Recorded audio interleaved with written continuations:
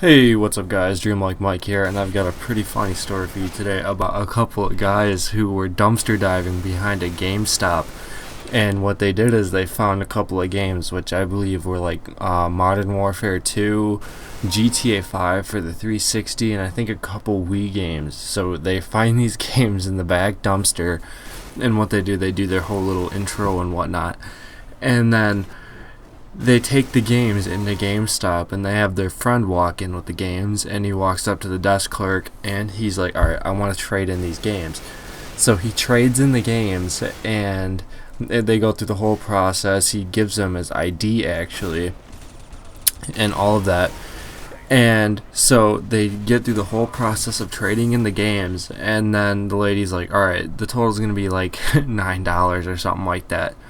So they decided just to take the cash, which was 20% less, so it was like 720, something along that lines. And she's like, all right, yeah, we can't take the Modern Warfare 2 though because it's too scratched up. So he's like, all right. And then the guy just takes the games and he's like, all right, yeah, I hope we see him in the dumpster just where we got him.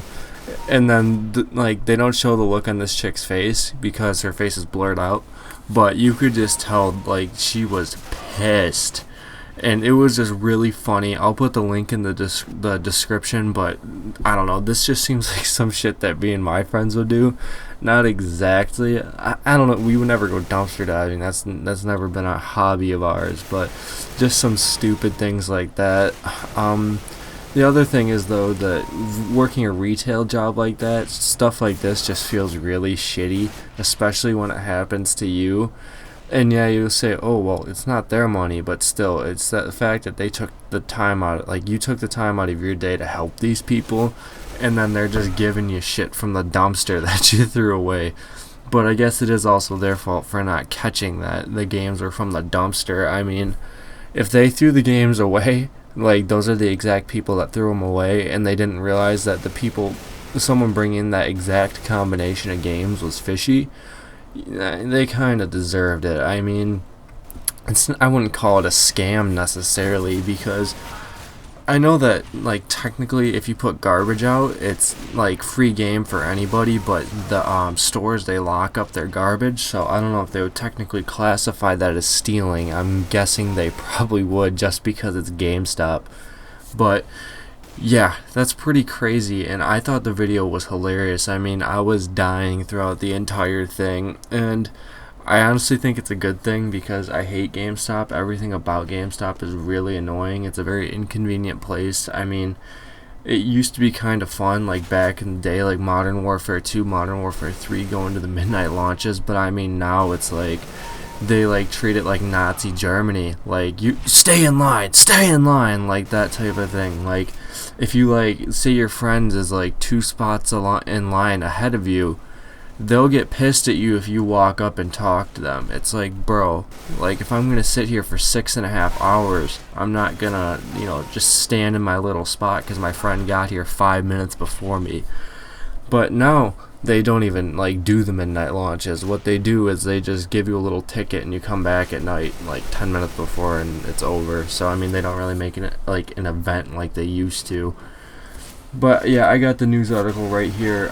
It's Destructoid, and it's also the videos on YouTube. The guys were actually contacted by the police. I don't know what department it was. I want to say like it was Florida or something like that.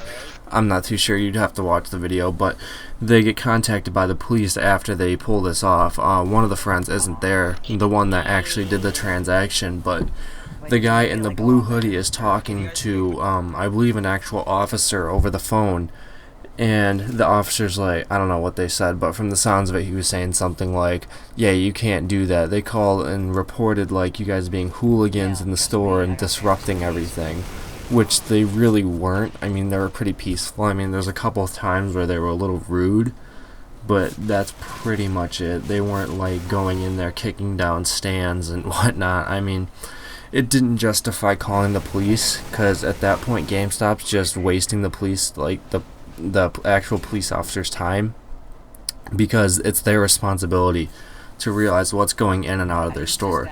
They can't just say, "Oh, we lost $7. Let's call the police." That I think that was very stupid on GameStop's part. That was not police worthy.